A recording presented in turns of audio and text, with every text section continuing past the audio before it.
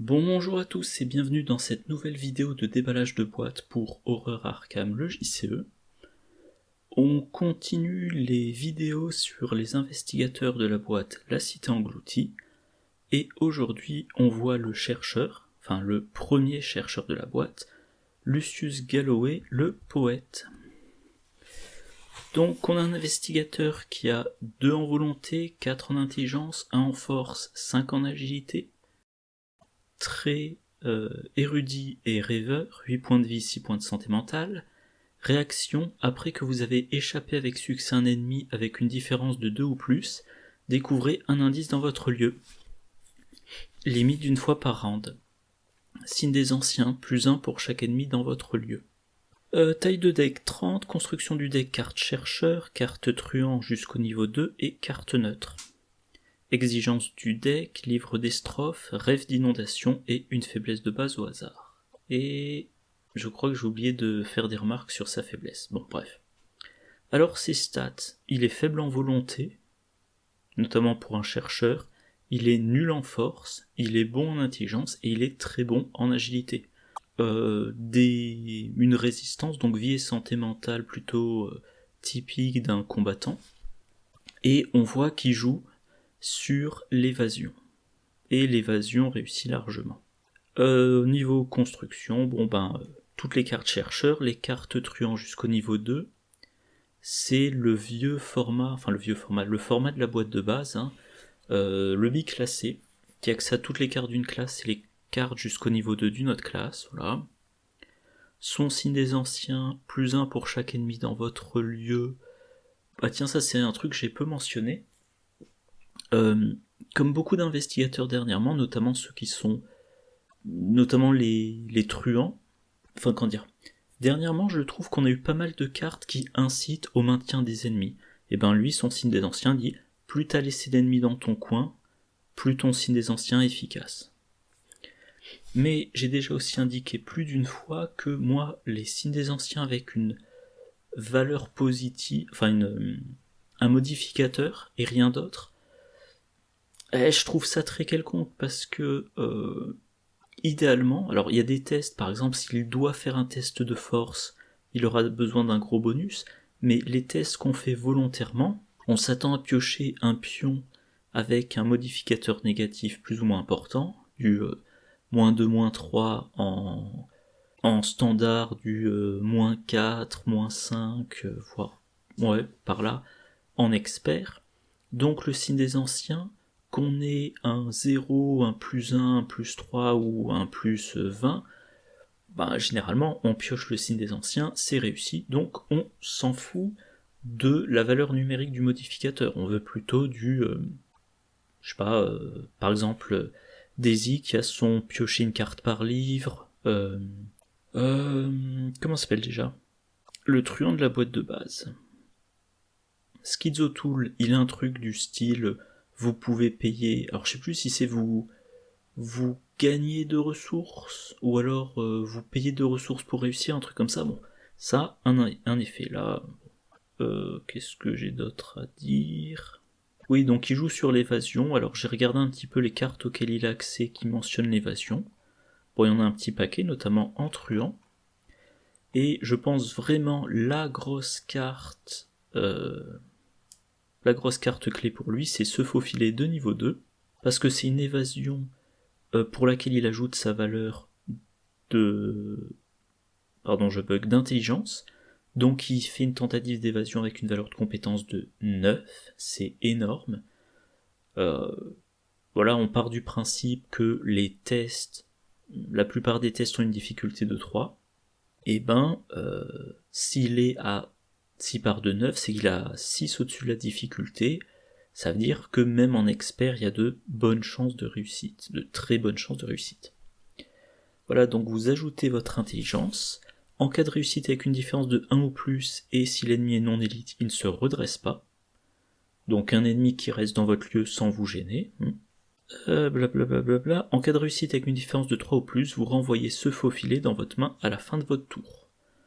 Donc 6 au-dessus de la difficulté pour la réussite, 6 au-dessus de la valeur nécessaires pour réussir, 5 au-dessus de la valeur pour qu'il ne se redresse pas, et 3 au-dessus de la valeur pour que l'événement vous revienne en main.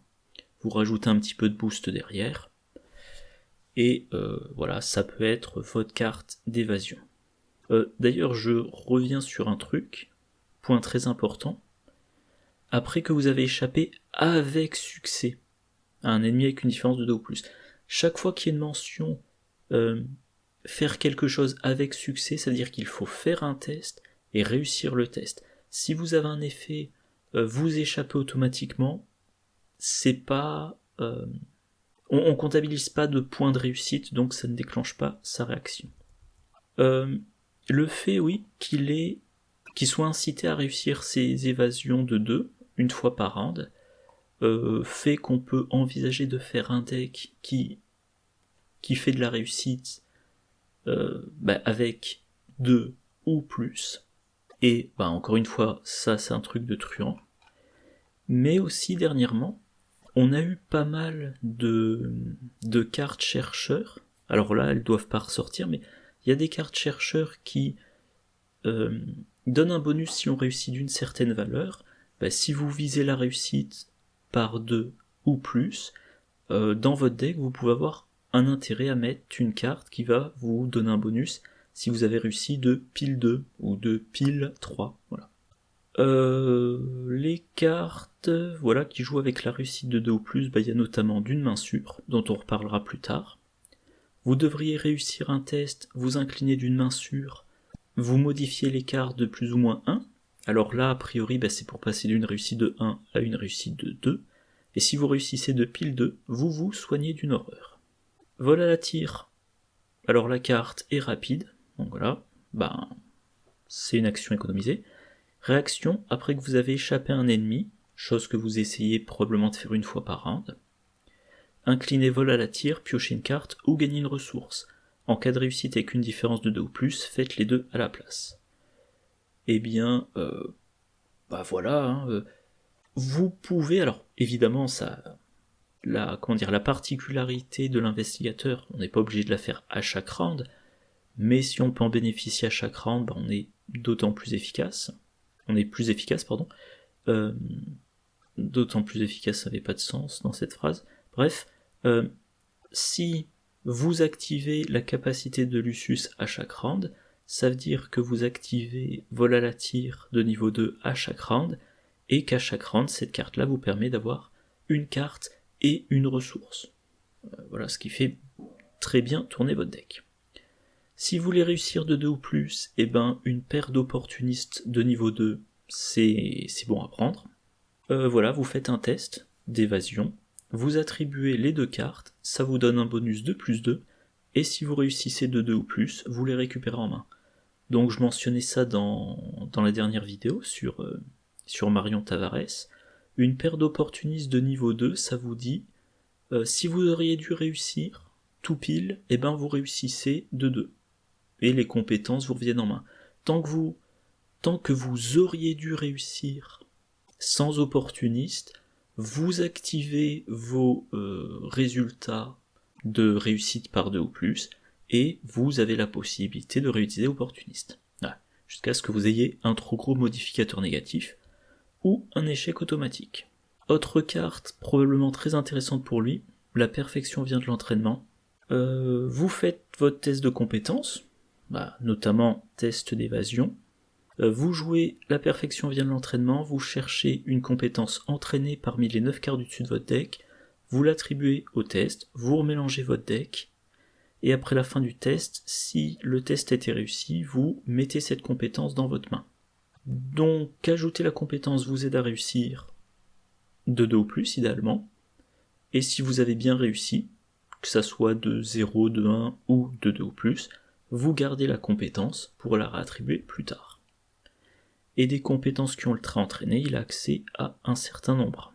Il y en a quelques-unes en truand. Je vais pas toutes les citer. Alors par contre, on peut noter qu'il n'y a pas dextérité, parce que dextérité a le trait inné. Mais il y a une carte... plan d'action. Plan d'action, il y a un icône libre, et si le test a lieu pendant ou après la première action du tour, elle gagne un icône de volonté et un icône d'agilité. Donc pour le cas de Lucius, ça sera très bon, parce que voilà, pendant la phase du mythe, vous piochez un ennemi, première action de votre tour, vous essayez d'échapper à cet ennemi. Vous attribuez plan d'action, vous avez 1+2, un icône libre, un icône d'agilité. Si vous réussissez l'évasion, plan d'action vous revient en main, l'ennemi est incliné, maintenant vous pouvez réattribuer plan d'action pour votre deuxième action pour l'enquête. Alors là, ça vous fait un bonus que de 1, mais vous piochez une carte en cas de réussite. Et si vous l'attribuez à la troisième action de votre tour pour enquêter, ça vous fait un bonus de 2. Voilà. Et voilà, dernière remarque, Lucius Galloway, il fait un peu penser à Finn Edwards, hein. Finn Edwards qui est bon en agilité et bon en intelligence. Alors lui, il a une action bonus pour l'évasion. Donc Finn Edwards, c'est à chaque round, j'ai une action pour m'échapper, donc je peux échapper à un ennemi par round sans que ça me fasse perdre mes 3 actions réglementaires. Et Lucius, c'est il faut que j'utilise une de mes 3 actions pour échapper, mais si je réussis cette évasion, je vais avoir un indice. Donc Finn, typiquement ça aurait été action bonus, je m'échappe, j'enquête, je sors du lieu. J'ai toujours du mal à cadrer mes mains. Donc avec ces 4 actions, ça pouvait donner je m'affranchis de l'ennemi qui est dans mon lieu, je prends 2 indices, je sors du lieu. Si vous êtes en solo, c'est-à-dire que si vous réussissez vos 2 enquêtes, vous videz le lieu. Lucius, ça sera plutôt première action, j'échappe à l'ennemi, je réussis de 2, donc j'ai un indice. J'enquête, si je réussis, j'ai un deuxième indice. Troisième action, je sors de mon lieu. Voilà, donc Lucius, il faut qu'il réussisse largement son évasion pour avoir le premier indice. Bon, donc il doit réussir largement, mais l'indice est bonus, enfin l'indice est sans test, ce qui peut être très intéressant dans un lieu à valeur occulte élevée. Finn Edwards, il a une 4ème action, mais il doit réussir ses 2 enquêtes, mais l'évasion, il n'a pas besoin de réussir largement. Voilà. Et ce que je disais rapidement, voilà. Donc voilà, tous les investigateurs truands dans leur ordre de sortie. Si on regarde donc Finn Edwards, il peut s'échapper. Ok, Preston Fairmont, rien de particulier. Tony Morgan, rien de particulier. Trish Scarborough, elle trouve plus facilement les indices s'il y a des ennemis dans son lieu. Donc elle a une incitation à garder des ennemis dans le lieu dans lequel elle veut prendre des indices. Monterey Jack, rien de particulier. Kimani Jones, rien. Alessandra Zorzi, elle veut... j'ai bugué. Alessandra Zorzi, elle veut discuter. Pour discuter, il faut qu'il y ait un ennemi dans le lieu. Et Lucius, alors il est pas truand, mais il est truand en classe secondaire. Il veut échapper à des ennemis pour échapper. Donc voilà, il y a maintenant Finn, Trish, Alessandra et Lucius. Voilà, 4 investigateurs truands ou biclassés qui veulent garder des ennemis. Alors, ces cartes signatures. Ah oui, pardon, j'ai préparé cette vidéo il y a un certain temps. Et donc,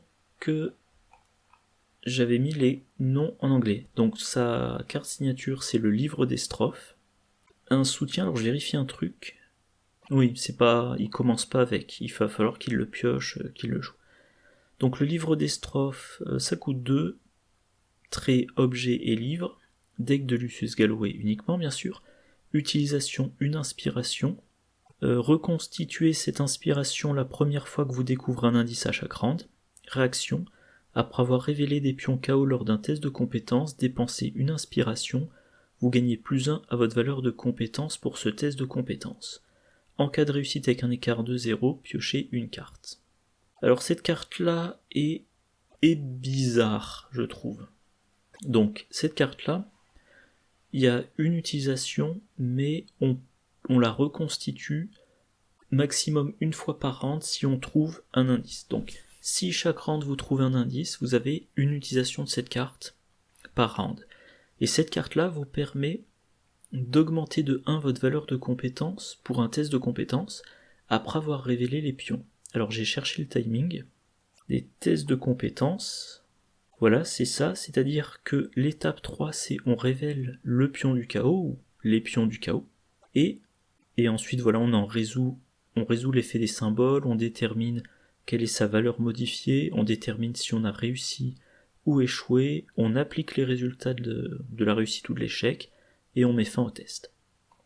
Et bien là, ça vous dit, étape 3, vous révélez le pion, dans votre tête, vous faites le calcul qui n'est résolu qu'après.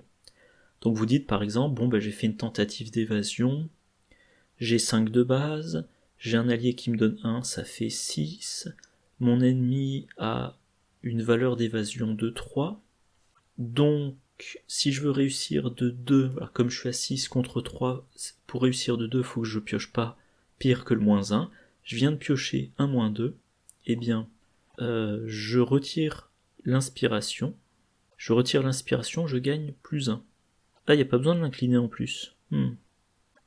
Bref, donc je retire l'inspiration, je gagne plus 1 et je continue. J'ai révélé un moins 2 dans mon exemple, donc il n'y a pas de symbole à résoudre. Je détermine ma valeur modifiée. Donc j'ai dit 5 de base, le plus 1 d'un allié, voilà, le plus 1 du livre, ça fait 7.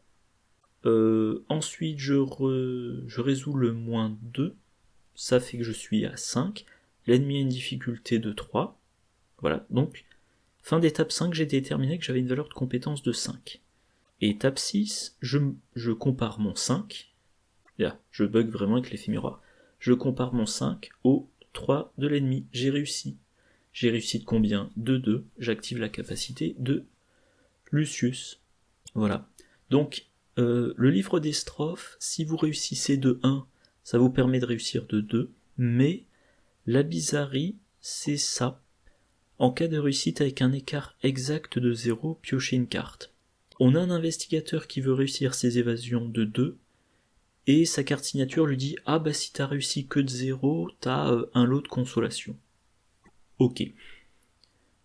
Alors, il y a une review que j'ai écrit moi, au cas où, bon, mon nom d'utilisateur perso, j'ai un compte pour moi, j'ai un compte pour la chaîne. Donc voilà, AlexP, c'est mon compte perso. Et j'ai mis une remarque. Ma compréhension du timing des tests, je pense que je vais aller poser la question sur le forum, tiens. Si vous avez la réponse, bah bien évidemment, n'hésitez pas à le dire, mais ma compréhension des choses, c'est que voilà, à l'étape 3, on réalise qu'on va rater de 1. Donc on utilise le livre des strophes. On gagne plus 1, donc on mémorise dans sa tête qu'on est parti pour réussir de 0. On résout les étapes 4, donc chaos, 5, on détermine sa valeur modifiée. On arrive à l'étape 6. À l'étape 6, on détermine qu'on devrait réussir de 0. On était sur le point de rater de 1, on s'est donné plus 1, donc on devrait réussir de 0. Et là, on peut jouer manœuvre audacieuse, voilà, rapide à jouer quand vous devriez réussir. Donc vous devriez réussir, c'est l'étape 6. On détermine si on réussit ou pas. Là, on détermine qu'on devrait réussir de 0. On joue manœuvre audacieuse, on se donne plus 2. Et donc on réussit de 2. Et on active la capacité de Lucius. Voilà. Donc on joue manœuvre audacieuse et on réussit de 2. Et si on joue manœuvre audacieuse de niveau 2, et ben ça donne 1 plus 3 et ça fait piocher une carte. Donc, on était parti pour rater de 1, avec le livre on devrait réussir de 0. Comme on devrait réussir de 0, on peut jouer manœuvre audacieuse. Grâce à manœuvre audacieuse, on réussit de 3. Et pourquoi c'est important ?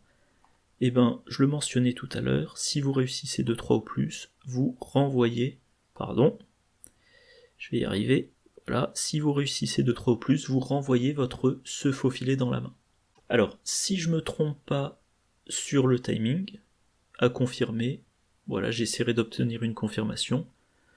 Si je me trompe pas dans le timing, quand même, le livre fait que toute réussite, alors évidemment il faut avoir faut avoir se faufiler de niveau 2, faut avoir manœuvre audacieuse de niveau 3, mais vous pouvez, vous tournez votre deck comme ça, hein. Jeu de construction de deck, hein, c'est votre choix de faire ce type de deck ou pas, mais grâce au livre de strophes, vous pouvez passer de je devrais échouer et perdre mon se faufiler de niveau 2 en j'ai réussi, j'ai échappé à l'ennemi, il ne se redresse pas, j'ai mon indice et j'ai récupéré mon se faufiler. Si j'ai bien interprété. Si je me suis trompé, je mettrai un commentaire que j'épinglerai. Voilà. Ça traîtrise. Rêve d'inondation, présage fin des temps, révélation, mettez en jeu rêve d'inondation dans votre zone de menace, forcé. La première fois que vous découvrez un ou plusieurs indices lors de votre tour, subissez une horreur et mélangez rêve d'inondation dans votre deck. Voilà, reviews, this is the worst. Carrément. Alors, le problème c'est qu'on a un investigateur qui est taillé pour la découverte d'indices. Et là, sa faiblesse perso, elle dit, chaque fois que tu fais ce pourquoi tu es là, ce pourquoi tu es dans le scénario, tu te prends une horreur. Il part d'une valeur de santé mentale de 6, il n'a que 2 en volonté, ça veut dire qu'il peut se prendre beaucoup d'horreurs avec différentes traîtrises, notamment reste pourrissant, hein.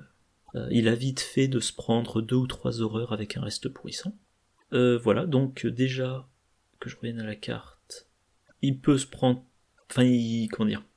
sa cible, sa résistance la plus faible, et en plus à chaque fois c'est remélangé dans le deck, donc ça ressort. Je sais pas, mettons j'ai pas de chance, je l'ai pendant ma première phase d'entretien, deuxième tour, je vais pas m'arrêter de trouver des indices, donc je prends un indice, hop, je me prends une horreur, je le remélange dans mon deck. Troisième round, je le repioche, et surtout qu'on est dans la classe des chercheurs, les chercheurs piochent bien. Donc cette traîtrise-là, effectivement, ça peut faire un bon paquet d'horreurs sur un scénario. Alors en plus, je dis les chercheurs piochent bien, moi je l'ai mentionné plein de fois, j'adore le style de deck main pleine pour les chercheurs, c'est-à-dire je stocke des cartes en main, et pour stocker les cartes en main, il faut que je les pioche. Et je vais utiliser le sérum d'amplification des rêves pour piocher très rapidement et viser la pioche de 3 ou 4 cartes par round. Et pour Lucius, c'est vivement déconseillé. Il y a aussi un autre truc, il y a certaines traîtrises, elles entrent en jeu, on les met en jeu et on choisit quand on les défausse et on peut essayer de dire ma pioche est quasiment vide, je finis ma pioche, je remélange ma défausse, maintenant je remélange ma traîtrise dans mon deck et comme ça j'ai de la marge. Là, non, c'est vous êtes forcé de remélanger. Donc Lucius va probablement vouloir penser à une solution. Dernière vidéo, j'ai dit le soin, j'aime pas, à moins que ça ait un effet supplémentaire, mais là, je pense qu'il faut quand même y penser, parce que sinon la traîtrise va être trop sévère. Bon, là, il y a quelques solutions qui sont proposées. Alors moi, qu'est-ce que j'ai noté ? J'ai un peu regardé ce qu'il avait comme soin. Pour moi, une solution évidente, c'est d'une main sûre. Soutien, il peut en avoir qu'un. Réaction, quand vous devriez réussir un test de compétence, incliné d'une main sûre, le test est réussi et vous pouvez modifier l'écart de plus ou moins 1. Si vous avez réussi avec un écart exact de 2, soignez une horreur. Encore une fois, vous êtes dans un deck qui, une fois par round, si vous avez une évasion à faire, veut du 2 ou plus. Là, on a une carte qui aide à moduler, à la hausse ou à la baisse, et qui vous donne du soin si vous réussissez tout pile de 2. Mais attention, c'est du tout pile. Donc pour votre évasion, vous voulez du 2 ou plus. Pour d'une main sûre, vous voulez du 2 tout pile. Si vous réussissez de 0, ça marche pas. Si vous réussissez de 1, vous augmentez à 2 et vous avez les 2 bonus. L'indice et le soin. Si vous devriez réussir de 3, vous baissez de 1, vous avez l'indice, le soin. À noter, livre des strophes, donc vous révélez le pion, c'est ce que j'ai dit tout à l'heure, vous dites Là, je suis parti pour réussir de 0. Je me donne un +1 et que je dise pas de bêtises. Voilà, donc étape 3, je me donne un +1. Étape 6, je me redonne un +1. Ça y est, j'ai mon 2. Voilà, par contre, le livre des strophes ne permet pas d'aller à la baisse. Si vous vous rendez compte que vous devriez réussir de 4, eh bien, avec d'une main sûre, vous pouvez redescendre à 3, mais avec le livre des strophes, vous ne pouvez pas redescendre encore plus. Mais en tout cas, d'une main sûre, je pense que c'est vraiment souhaitable. Raisonnement logique, alors ça c'est un petit peu alors c'est niveau 4, mais pour chaque indice que vous possédez, jusqu'à un maximum de 3, soit vous soignez 2 horreurs d'un investigateur dans votre lieu, soit vous défaussez une carte terreur dans votre lieu. Lucius, il peut encaisser 5 horreurs avant d'être vaincu. Si vous avez 2 indices, vous jouez raisonnement logique, vous soignez 4 d'un coup. Donc autre possibilité, vous acceptez d'accumuler les horreurs, et quand vous avez 4 ou 5 sur vous, vous jouez raisonnement logique. Et si vous avez 6 indices, eh ben, le troisième effet, soit vous défaussez une carte erreur, soit vous soignez un autre investigateur. Alors, un truc que je n'ai pas mentionné, les chercheurs ont plein d'alliés pas chers qui peuvent encaisser. Mais sinon, Lonnie Ritter, des années après j'ai toujours pas fait la correction. Bon, +1 en force, on s'en fout, mais surtout, action rapide, inclinez Lonnie Ritter et dépensez une ressource, choisissez un soutien objet contrôlé par un investigateur dans votre lieu, soignez un dégât de ce soutien et une horreur de Lonnie. Donc elle peut encaisser les horreurs et se soigner, par contre il faut qu'elle ait un soutien objet à soigner, et c'est mentionné dans la review, j'y avais plus pensé, je l'ai pas encore mentionné jusqu'à présent. Bon, eh bien l'imperméable. 2 points de vie, donc on peut lui mettre un dégât. On met un dégât sur l'imperméable, une horreur sur l'Oni, on dépense une ressource, on soigne les deux. Et avoir l'imperméable dans votre deck, ça vous donne un bonus d'agilité pour les évasions. Voilà. Et autre solution de soin, le kit médico-légal. 4 provisions. Action dépenser une provision enquêtée. Pour cette enquête, vous avez le droit d'utiliser l'agilité à la place de l'intelligence. Ça tombe bien pour Lucius. Vous gagnez +1 à votre valeur de compétence, donc vous enquêtez à 6. En cas de réussite et s'il y a un ennemi incliné dans votre lieu, soignez une horreur. Bon ben voilà, Lucius, il veut échapper à des ennemis. Donc ça nous donne, avec les cartes que j'ai montrées, ça nous donne face du mythe, j'ai pioché un ennemi. Je joue, première action, je fais une évasion. Peu importe avec quoi. Si je réussis si je devrais réussir de 1, de 2 ou de 3, j'utilise d'une main sûre. Je choisis de modifier à la hausse ou à la baisse ou pas du tout, de sorte à finir avec un résultat de 2, et je me soigne d'une horreur. Deuxième action de mon tour, j'utilise... je réussis de 2, ça me donne une horreur, ça me donne un indice. Deuxième action de mon tour, j'enquête avec le kit médico-légal, j'enquête à 6. Si je réussis, vu que j'ai échappé à un ennemi, il y a un ennemi incliné, et je trouve un indice grâce à l'enquête, et je me soigne d'une horreur. Bilan, en 2 actions, j'ai échappé à un ennemi, j'ai eu 2 indices, et je me suis soigné de 2 horreurs. Voilà, ça semble extrêmement efficace. Bon, entrons dans le vif du sujet, comme j'aime bien dire. Les cartes auxquelles Lucius a accès. Toutes les cartes chercheurs, toutes les cartes neutres et les cartes truands jusqu'au niveau 2. Les cartes truands jusqu'au niveau 2, ça en fait pas mal. Et notamment, ça lui donne accès à coup bas. Il combat en ajoutant sa valeur d'agilité. Bon, alors, combat, il a que 1 de base. Ouais. Ça fait... S'il réussit de 1 ou plus, ça fait de l'évasion automatique. Alors, il ajoute 1 à son combat pour échapper automatiquement. Donc, il combat à agilité plus 1. S'il réussit de 1 ou plus, il échappe automatiquement. Donc ça revient un petit peu à dire, d'un point de vue nombre, si il avait pu réussir un combat avec son agilité, et ben à la place, il réussit une évasion. Enfin, à la place. Il réussit une évasion et il a fait un dégât grâce au mot-clé combat. Et s'il réussit de 3 ou plus, ça revient dans sa main à la fin du tour. Donc si vous avez un ennemi qui est très faible en combat mais très fort en évasion, ça peut être une façon de lui échapper. Par contre, comme je le disais avant, évasion automatique, ça ne déclenche pas sa capacité. Je me demande s'il pleut pas dehors, ça serait le bienvenu. Bon. Plus intéressant, se faufiler, j'en ai déjà parlé. Tentative d'évasion à 9. Si on réussit sur un ennemi non élite, il ne se redresse pas.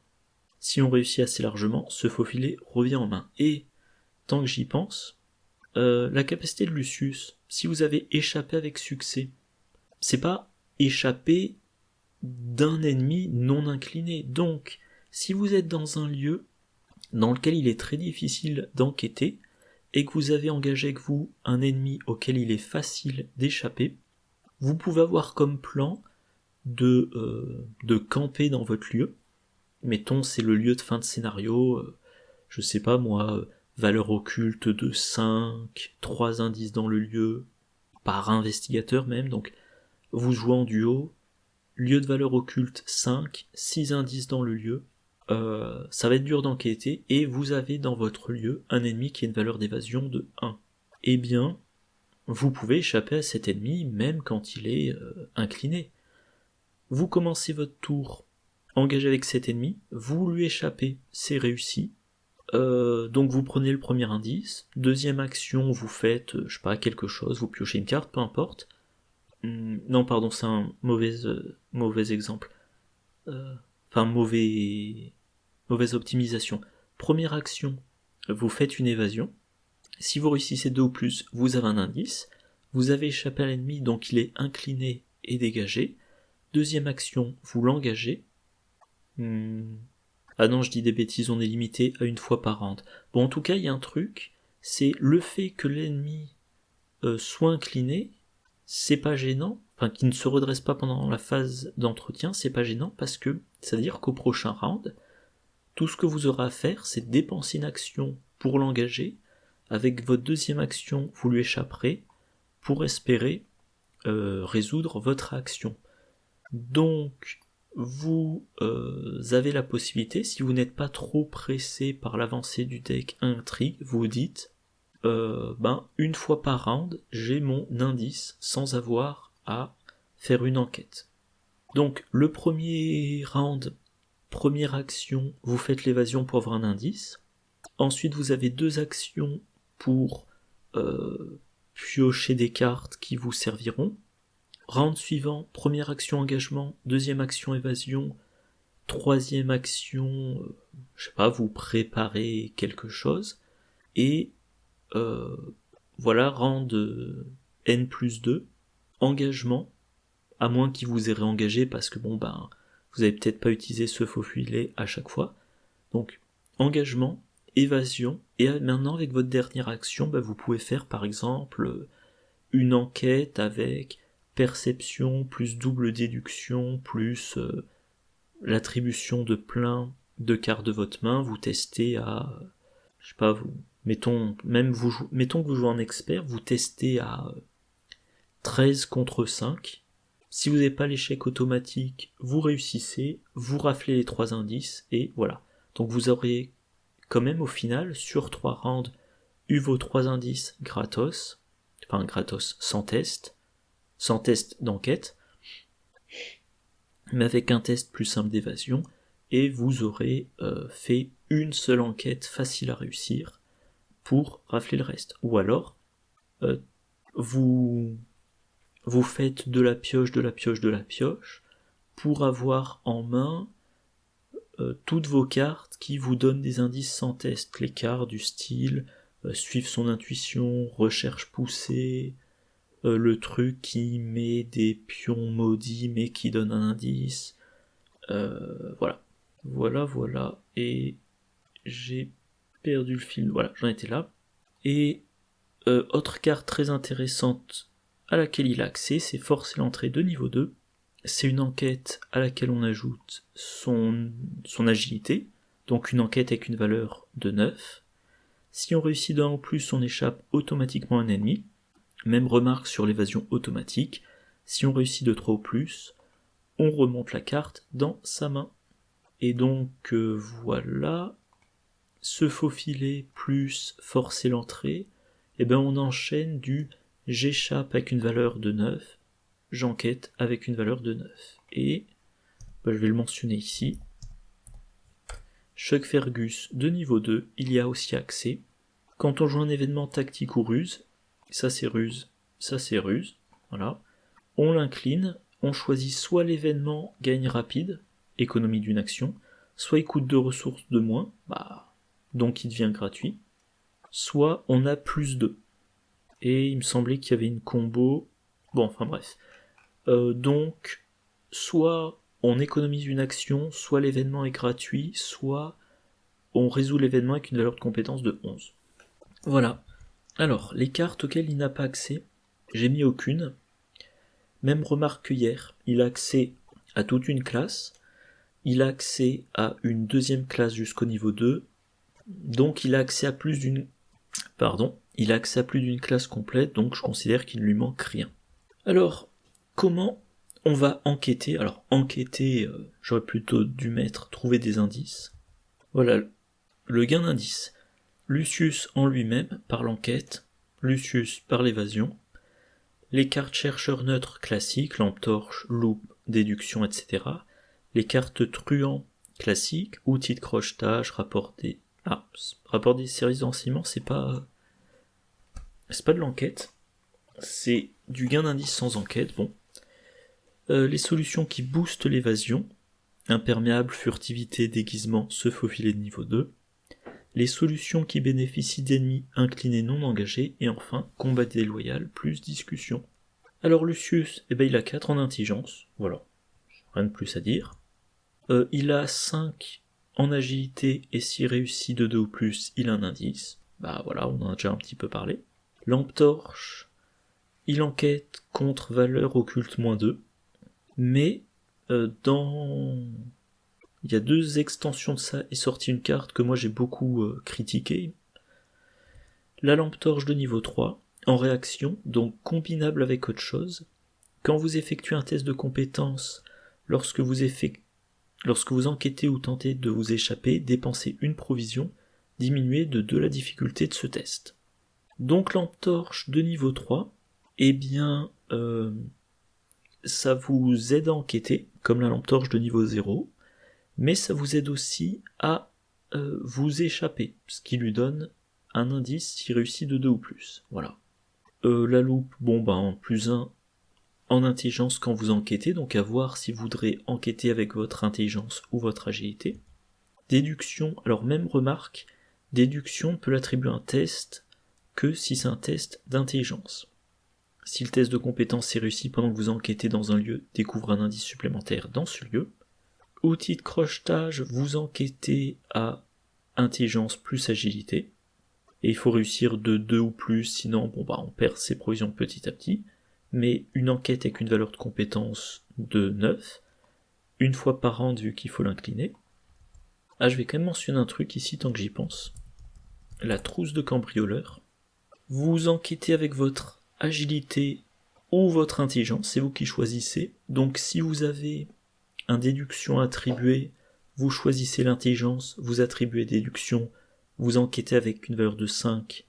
Si vous réussissez, vous avez 2 indices et une ressource. Si vous n'avez pas de compétence attribuée, vous enquêtez avec votre agilité, donc une valeur de 5, et si vous réussissez, vous avez une ressource. Et vous n'avez pas accès à la version niveau 3. Voilà.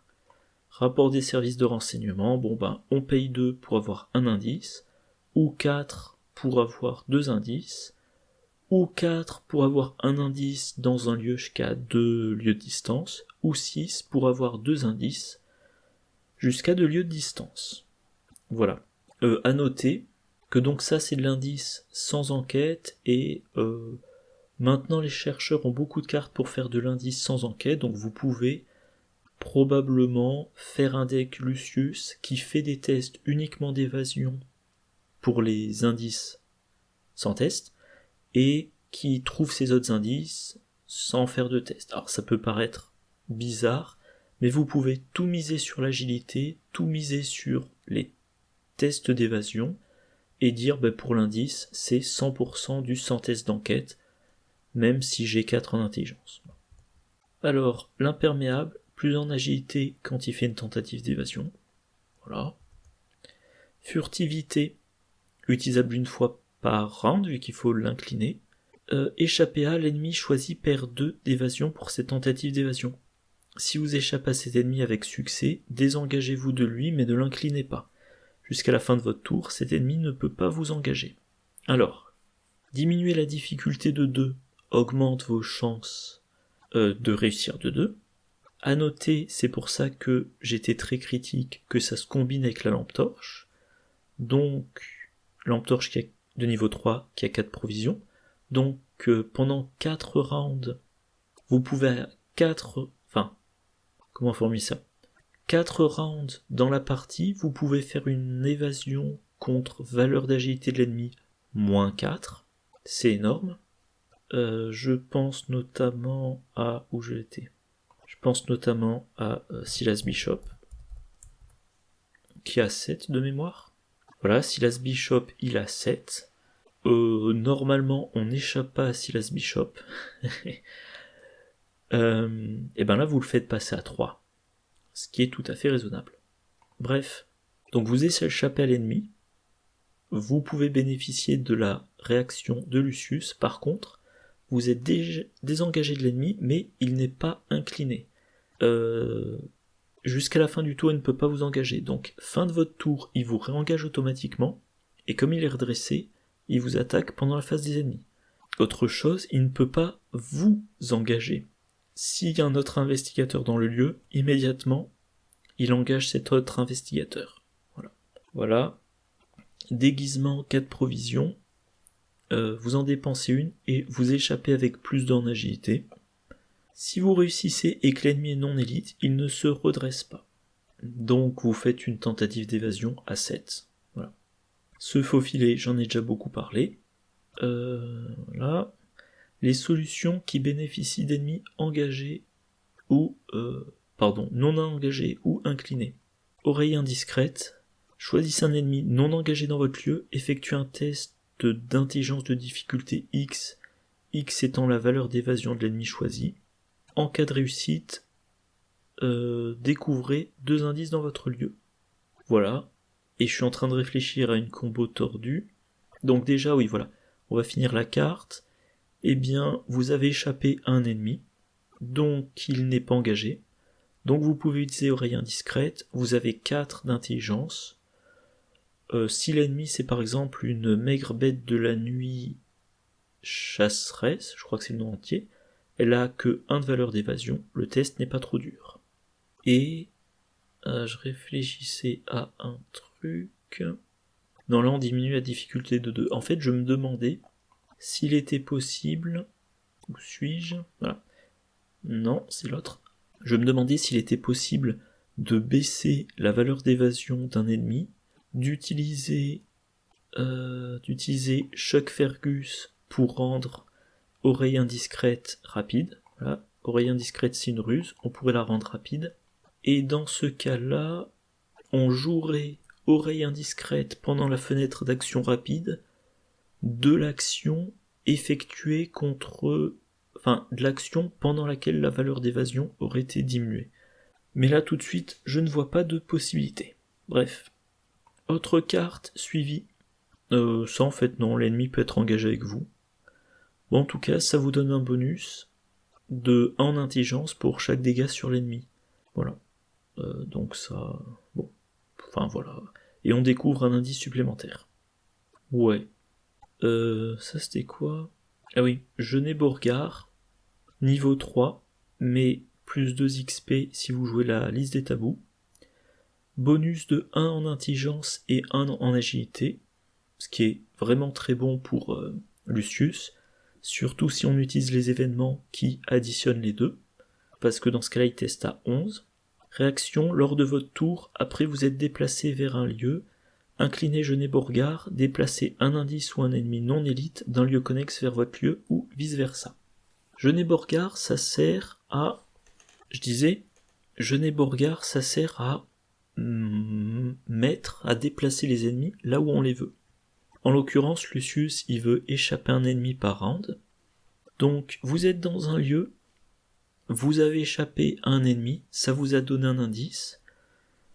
À la fin de votre deuxième action, il n'y a plus d'indice dans le lieu, vous sortez de votre lieu, vous entrez dans un nouveau lieu, et là vous regardez, et s'il y a un indice, eh bien vous allez amener l'ennemi avec vous, comme ça au prochain round, vous échappez à cet ennemi, et en lui échappant, vous avez un indice sans faire d'enquête.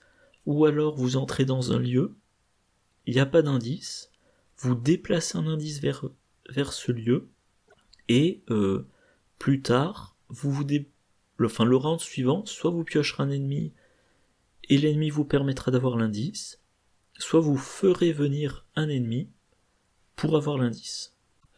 Et enfin, combat déloyal plus les trucs de discussion. Alors combat déloyal, un soutien, limite de 1 par investigateur, tant que vous attaquez, discutez ou tentez d'échapper à un ennemi incliné, vous gagnez plus 2 à votre valeur de compétence. Réaction, après que vous avez échappé à un ennemi, incliné combat déloyal, effectuez une action combattre contre cet ennemi, ignorez le mot-clé distant pour cette attaque. Alors là on va s'intéresser surtout à la première partie. Il y a un ennemi dans votre lieu, vous lui échappez, idéalement ça vous donne un indice, et maintenant, comme l'ennemi est incliné, vous avez plus de valeur de compétence quand vous discutez. À quoi accès Lucius niveau discussion qui lui permettent d'avoir des indices? Faux papier de niveau 0, il choisit l'ennemi incliné dans son lieu, il discute, il effectue un test d'intelligence de difficulté 1. Alors lui, grâce à combat déloyal, il a un plus 2, donc il teste à 6 contre 1. 1 plus 1 par soupçon sur faux papier. S'il réussit, il découvre un indice dans le lieu, et il met une ressource sur faux papier en tant que soupçon. Et s'il échec, soit il défausse faux papier, soit il se fait attaquer. Vous avez un ennemi, vous lui échappez, vous réussissez de 2, vous avez un indice, l'ennemi incliné, vous discutez avec lui avec intelligence plus 2, donc vous faites vos discussions à 6 contre une difficulté de 1, puis 6 contre une difficulté de 2, etc. etc. Alors le petit inconvénient, c'est que probablement dans votre emplacement de corps, vous avez l'imperméable pour réussir vos évasions, et donc vous ne pouvez pas mettre en plus la tenue élégante pour diminuer la difficulté des discussions. Voilà. Autre solution déconcertée, effectuez un test d'intelligence de difficulté X, où X c'est la valeur d'évasion de l'ennemi choisi. En cas de réussite, découvrez 2 indices dans votre lieu. Ensuite, si l'ennemi choisi est non élite, échappez-lui automatiquement. Il ne se redresse pas lors de la prochaine phase d'entretien. Et bien voilà. Même remarque, test à intelligence plus 2 contre sa valeur d'évasion pour trouver 2 indices en une seule action. Mouchard, rapide à jouer après que vous avez réussi un test de compétence en discutant. Découvrez un total de 2 indices parmi votre lieu et les lieux connexes. Alors ça se combine avec un autre effet de discussion, mais 2 indices en action rapide sans faire de test parmi votre lieu et les lieux connexes. Voilà donc encore une autre solution pour avoir des indices sans test dans des lieux à valeur occulte élevée. Alors Vamp de niveau 0, bon. Alors l'avantage de Vamp de niveau 0 avec combat déloyal, c'est que ça peut faire tous les effets, soit du retrait de fatalité, soit de la découverte d'indices. Bon, l'évasion automatique, non, parce que l'ennemi on lui a déjà échappé, ou des dégâts, voilà. Et à noter, voilà, la carte taper dans la fourmilière. On va chercher un ennemi non élite parmi les 9 cartes du dessus deck de rencontre, on le génère engagé avec soi, on a un indice et on gagne X ressources, X étant la valeur de vie de l'ennemi. Donc j'ai mentionné plusieurs fois la volonté d'avoir un ennemi. Et taper dans la fourmilière vous donne l'ennemi si vous ne l'avez pas pioché. Première action de votre tour, taper dans la fourmilière, ça vous donne un indice. Deuxième action, tentative d'évasion, si vous réussissez de 2 ou plus, un indice. Troisième action, effet de discussion, avec une intelligence boostée de 2 grâce à combat déloyal. Et en cas de réussite, un indice si c'est faux papier, 2 indices si c'est déconcerté, c'est ça. Potentiellement action rapide mouchard pour 2 indices. Donc sans avoir fait la moindre enquête, vous pouvez avoir 1 plus 1 plus 1 ou 2 plus potentiellement 2, voilà. Vous pouvez avoir 6 indices sans vous soucier de la valeur occulte. Et tiens, tant que j'y pense, je parle de valeur occulte, mais un autre effet à ne pas enquêter, non c'est pas ça, c'est dans règles, Haunted, voilà, Haunted, qui est présent dans le cercle brisé. Chaque fois qu'on échoue un test de compétence pendant qu'on enquête dans un lieu, après avoir appliqué tous les autres effets, on résout l'effet hanté. Si vous n'enquêtez pas, vous ne subissez pas les effets hantés.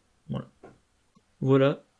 Maintenant, la gestion des ennemis, essentiellement par l'évasion.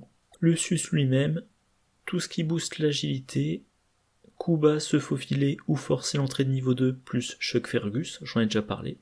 Et pour le combat déloyal plus solution de combat. Idéalement avec l'agilité. Lucius, 5 d'agilité. Voilà. Le boost d'agilité, on a imperméable, qui donne un plus 1. Jeunet Borgard, elle donne un plus 1 en agilité. Peu importe ce qu'on fait de l'agilité. Elle. J'ai toujours un doute si c'est un prénom masculin. Bon, bref. Jeunet Borgard donne un plus 1. Le monte en l'air donne un plus 1. Je suis à peu près sûr qu'il y a un autre allié chercheur qui donne un plus 1. Bon, vous comprenez. Vous comprenez le principe, hein. Une carte que j'utilise plus depuis longtemps mais qui peut être très intéressante pour Lucius, c'est Hyper Conscience. Pour une ressource, on se donne un plus 1 en intelligence ou un plus 1 en agilité. Et si vous avez l'XP, vous pouvez monter jusqu'à la version de niveau 4, qui a 2 ressources qui se reconstituent à chaque round et qui a le même effet. Donc chaque round, vous avez 2 ressources gratuites pour vous donner des bonus. Ou dit autrement, chaque round, gratuitement, vous avez le plus 2 en agilité qui vous sert à passer d'une réussite de 0 à une réussite de 2. Ou une réussite de 1 et une réussite de 3. Ce que je disais ensuite, voilà, coup bas, on combat à agilité plus 1. Voilà, parce qu'on n'a que 1 en combat. Si on réussit, comme c'est un combat, c'est un dégât. Si on réussit d'1 ou plus, on échappe automatiquement.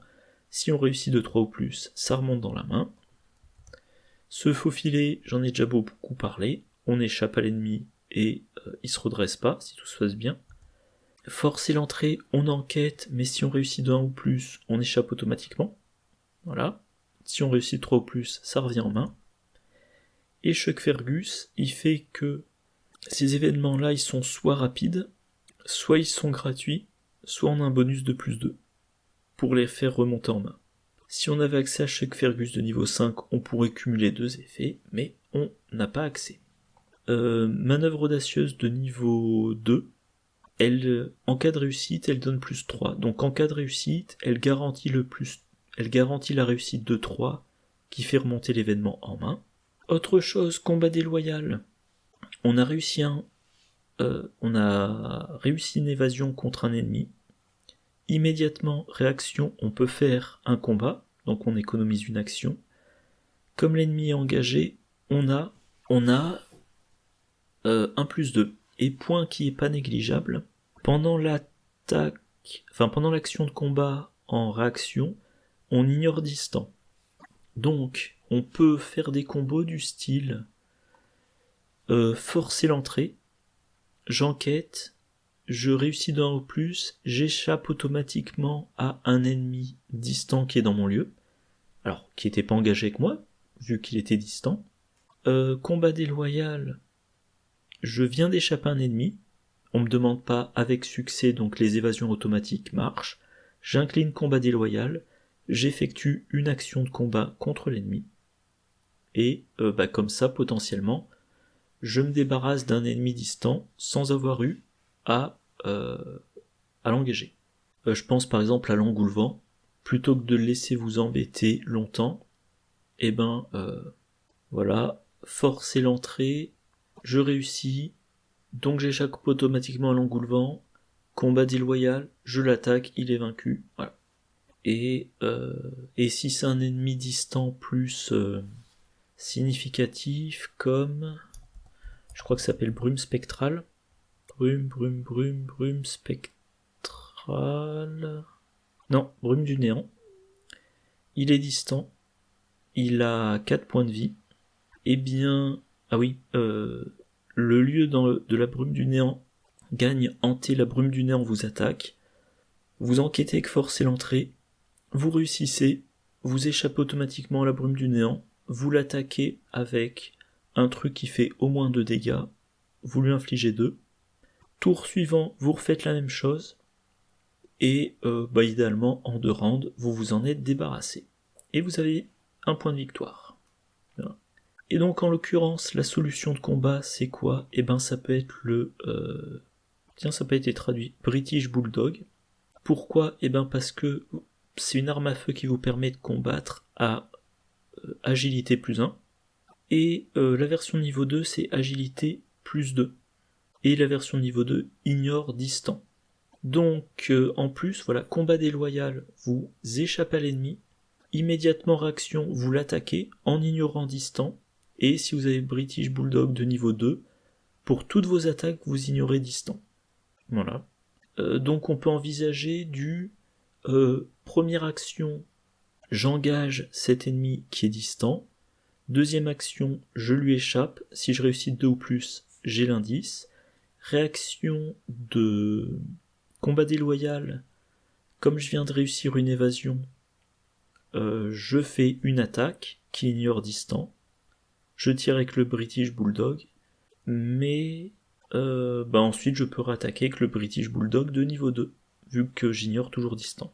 Et c'est anecdotique, mais réaction, après avoir échoué un test de compétence en discutant avec un ennemi, mettez en jeu le British Bulldog depuis votre main. Donc en solo, c'est... comment dire ? En solo, vous vous souciez des indices. Il y a un ennemi, vous discutez avec lui pour vous en débarrasser, vous ratez la discussion, donc vous avez encore l'ennemi à gérer, et vous mettez en jeu le British Bulldog.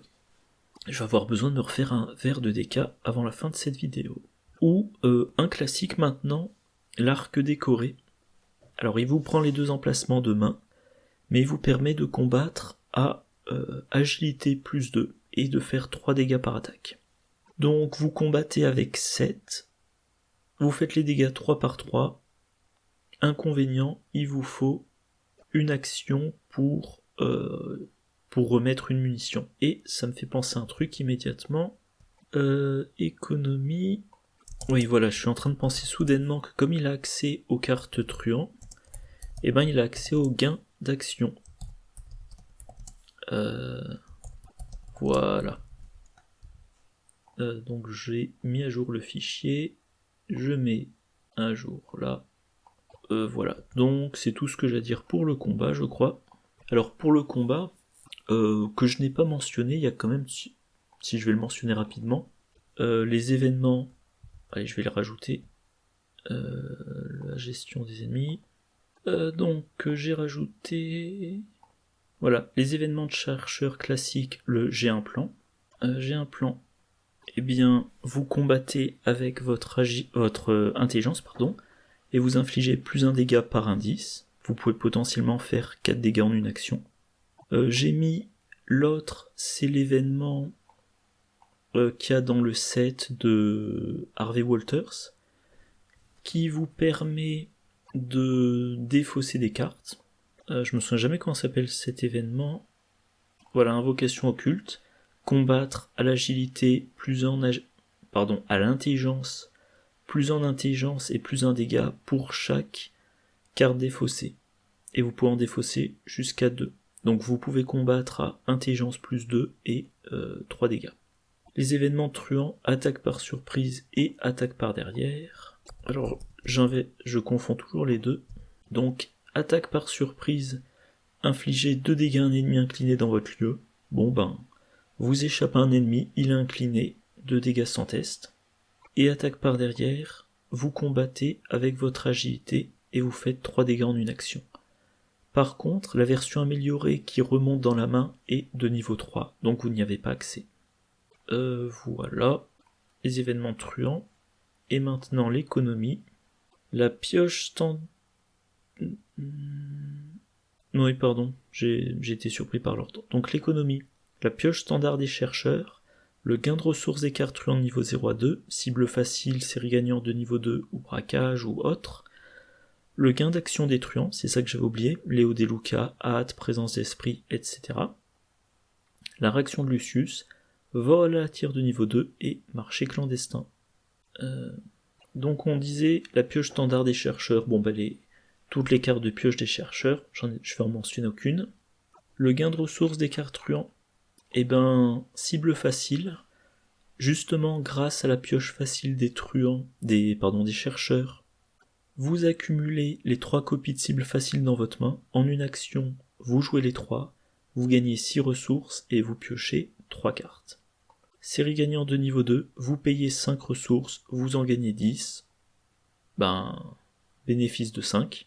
J'étais distrait parce que je pensais que c'était quasiment l'heure pour aller passer la tondeuse. Braquage, ça vous coûte 2 actions, vous dépensez 2 ressources et vous avez un total de 8 ressources à répartir entre les investigateurs dans votre lieu. Je mentionnais ensuite donc... Ah oui, le gain d'action, c'est ce que j'avais oublié. Léo Deluca, une action supplémentaire par tour, voilà, classique. Hâte, après avoir effectué 2 actions du même type d'affilée, incliné hâte, effectuer encore une autre action de ce type. Les types d'actions sont activer, engager, échapper à, combattre, enquêter, se déplacer, jouer, ressources et piocher. Voilà, donc... je sais pas que dire de plus, vous faites 2 évasions, vous pouvez en faire une 3e. Plus probable... Bon, on va pas faire plein d'évasions de suite, plein d'enquêtes de suite, a priori, il veut... il veut faire moins d'enquêtes grâce à sa réaction. Par contre, activer, ça peut être très intéressant. Première action, j'active déguisement pour m'aider à échapper. Je réussis de 2, j'ai un indice. Deuxième action, j'utilise faux papier, donc je réactive pour trouver un indice. J'ai effectué 2 activations, j'ai une 3e activation. Je vais utiliser lampe torche. Non, l'autre lampe torche. Voilà, lampe torche, c'est une activation. Outil de crochetage, c'est une activation. Trousse de cambrioleur, c'est une activation. Donc, avec mes 2 premières actions, j'ai fait une évasion. J'ai fait de l'évasion, gain d'indice bonus, du gain d'indice, et encore du gain d'indice. Et il me reste ma 3e action pour, par exemple, sortir du lieu s'il n'y a plus d'indice. Présence d'esprit, je l'attribue un test, ça me donne un +1. Si je réussis de 2 ou plus, j'ai le droit d'effectuer une action. Ça entre dans le cadre de la réussite par 2 ou plus. Je suis engagé avec un ennemi, je fais une tentative d'évasion, j'attribue 2 fois opportuniste, 1 fois présence d'esprit, donc je fais une tentative d'évasion avec une valeur de compétence de 8. Si je réussis de 2 ou plus, j'ai l'évasion, l'indice gratuit, l'action gratuite et les 2 opportunistes remontent dans ma main. Autre gain en matière d'économie, on en parle depuis le début de la vidéo. Lucius Galloway, si tout se passe bien, il a un indice par tour. Voilà. Donc c'est une enquête que vous n'avez pas à faire. Carte qui Alors, c'est pas indispensable, mais elle peut être centrale dans bien des decks Lucius. Vol à la tire. Vous essayez d'échapper à un ennemi. Je reformule. Vous essayez de réussir une évasion contre un ennemi avec une réussite de 2 ou plus par tour. Et ben, vol à tire de niveau 2 vous dit, dans ce contexte-là, chaque tour, vous avez une carte et une ressource de plus. C'est un peu comme avoir une double phase d'entretien. Alors, si vous avez un ennemi auquel vous échappez largement. Et marché clandestin, marché clandestin, ça vous donne un mini deck de 10 cartes illicites. Il a accès à un certain nombre de cartes illicites. On peut mentionner le British Bulldog pour le combat, déguisement pour l'aider à échapper, faux papier pour avoir des indices sans enquêter, y a combat déloyal tant que j'y pense, outil de crochetage, trousse de cambrioleur, vol à la tire de niveau 2, et receleur, voilà, receleur, qui va faire un... Alors, la carte illicite gagne rapide, donc de l'économie d'action, ou du gain de ressources. Et là-dedans, il y a aussi contrebande, que je le retrouve, contrebande, voilà, contrebande, doubler les pions, munitions ou provisions d'un soutien, et ben vous doublez vos munitions sur le British Bulldog, ou vous doublez vos provisions sur lampe torche de niveau 3, ou sur un outil d'enquête. Et donc, alors j'ai pas parlé du soutien, parce que j'ai rien de particulier à dire, mais petit bilan conclusion, ses stats. Très bon en évasion, pardon, encore une fois j'ai bugué. Très bon en évasion, bon en enquête, des indices, bonus. On rappelle que dans Arkham, le but c'est d'avoir les indices. Donc les indices sans avoir besoin d'enquêter, c'est très bon. Il a accès à toutes les cartes chercheurs, donc des cartes géniales pour la découverte d'indices. Il a accès à des cartes truands, très bon pour les indices et aussi très bon pour le boost d'évasion. On a envie de le faire réussir de 2 ou plus, il a plein de synergies à faire avec les cartes truands. Il va avoir intérêt à mettre en jeu certaines bonnes cartes, mais c'est un chercheur donc il pioche super bien. Est-ce qu'il a des défauts? Sa faiblesse perso est rude, mais il a de quoi faire avec, d'une main sûre. Il n'a que 1 en force, c'est un défaut, mais... Bah tiens, je pense à un truc d'un coup.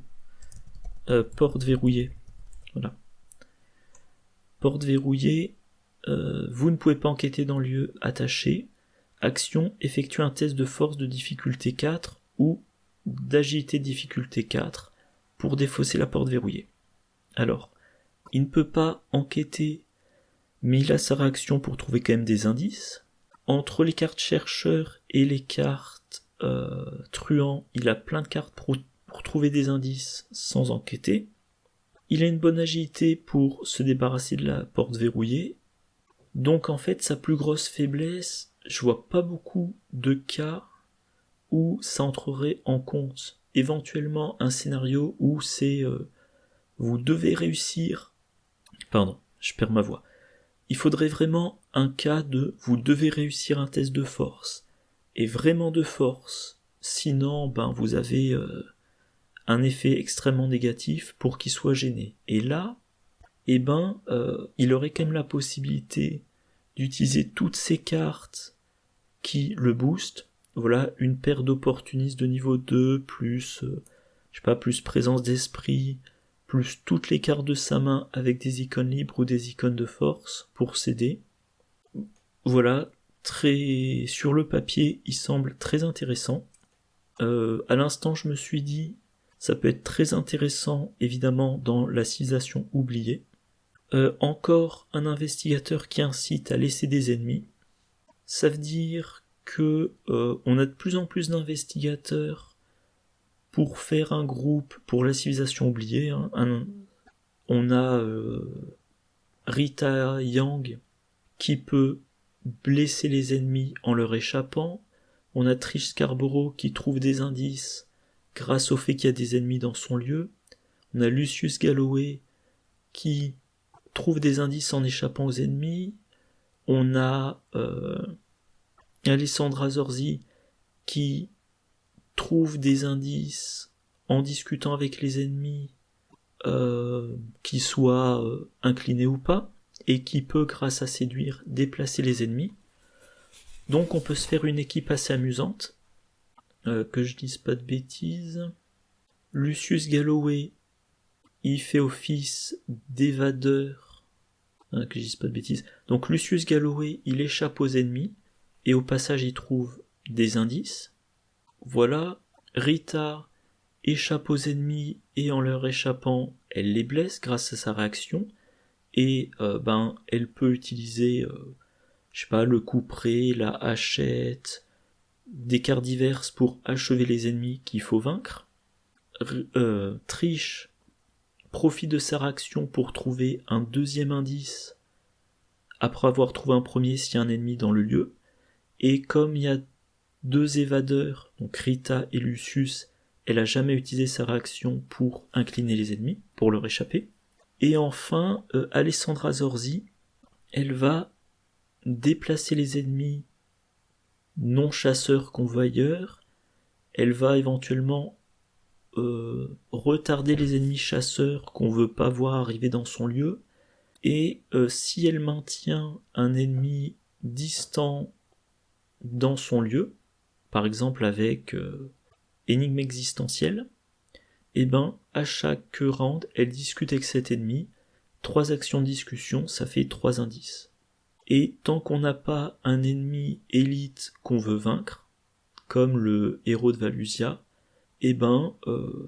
voilà, on fait de l'évasion, des petits dégâts par-ci par-là, et on gère la pléthore de serpents. Alors, je vais pas dire à tester parce que je ne joue jamais 4 investigateurs, à moins qu'un jour je sois très motivé et que je le fasse sur mon ordi avec OCTGN ou Tabletop Simulator, mais c'est très peu probable. Donc en tout cas, conclusion de cette vidéo qui m'a pris 1h30 à enregistrer, c'est beaucoup trop long. Investigateur intéressant sur le papier, à tester, notamment sur la civilisation oubliée, voilà, et puis il y a plein de choses à faire avec lui, hein. Il y a plein de choses à faire avec lui, le deck qui utilise les compétences truands pour faire réussite par 2 ou plus, un deck qui fait évasion plus combat, hein, on peut en faire le combattant principal d'un groupe, et au passage il grappille des indices, on peut en faire un enquêteur pur, j'échappe à un ennemi, ça me donne un indice, je fais des enquêtes, ou des discussions, pour avoir plein d'indices. En solo, on peut jouer ce que certains appellent un deck pacifiste, c'est-à-dire je ne combats jamais vu que j'échappe à tous les ennemis, et si dans le scénario j'ai l'obligation de tuer un ennemi, ou tout simplement si je veux les XP de l'ennemi, j'utilise des solutions de combat avec mon agilité, par exemple le British Bulldog, ou attaque par derrière, donc pour combattre avec l'agilité, ou attaque par surprise, voilà, j'ai pas à faire de test pour les dégâts, ou un truc que j'adore, le lexique occulte de niveau 3, voilà, je fais des dégâts sans test, enfin bref, encore un investigateur très intéressant. Demain, Agatha Crane version chercheur, et je sais pas si je serai autant enthousiaste. D'ici là, je vous souhaite une bonne journée, une bonne soirée, de bonnes parties, et je vous dis à la prochaine. Au revoir.